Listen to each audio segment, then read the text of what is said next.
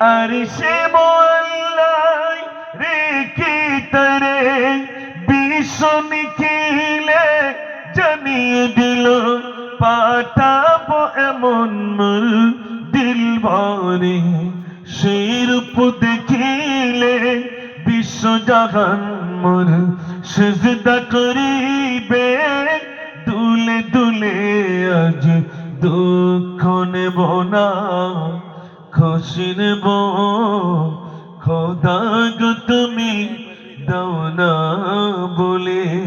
এটা তাকবীর হবে না? আরে তাকবীর!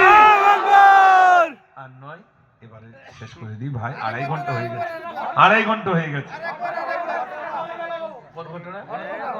ওই কেন বলেছিল ছেলে ওরে সব মনে রেখে দিই, কাল আমার জায়গা নেই। শোনেন, কেন বলেছিল ছেলে আমার না, ওইটা বলতে হবে। মা ছেলের ঘটনা, এক মহিলা আবেদন করেছে, কেন বলেছিল ছেলে আমার না, ওইটাই মা ছেলে। ওইটা শুনেই বাড়ি যেতে হবে। আমি জানি, আমি যত ভোলাবার চেষ্টা করছি কিন্তু হচ্ছে না। মায়েরাও বলে না, ভাইরাও বলে না, কেন বলেছিল ছেলে আমার না। হযরত আলী বলেন মহিলা কেন বলেছিল ছেলে আমার নয়। মহিলা বলে আসাদুল্লাহিল গলিব, আমার স্বামী জিহাদের ময়দানে চলে গিয়েছিলেন, কাফের বেঈমান মুশরিকরা আমার ছেলেটাকে শহীদ, আমার স্বামীকে শহীদ করে দিয়েছে। এই বাচ্চা যখন তখন ছিল আমার পেটে, ওই বাচ্চা যখন পেটে ছিল আমার স্বামী শহীদ হয়ে গেছে। আমি গরিব, আমার বাচ্চা ভূমিষ্ঠ হয়েছে, বড় হয়েছে, আমার দুধ খেয়ে খেয়ে বড় হয়েছে। বাচ্চা আমার কাছে কিছু চাই, আমি দিতে পারি না। আমি মনে মনে করলাম আমার এই বাচ্চাটাকে আমি মদিনার বাজারে গিয়ে বলবে ছেলে আমার নয়।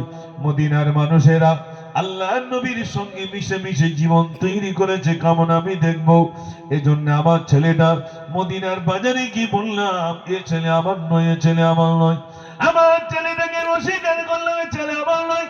আমি দেখার জন্য মদিনার মানুষরা জীবন তৈরি করেছে, কেমন আমি দেখবো। আল্লাহর নবী সহবতে থেকে জীবন তৈরি করেছে, কেমন আমি দেখবো। এই দেখার জন্য আমার নিজের ছেলেটাকে বলেছিলাম ও ছেলে আমার নয়।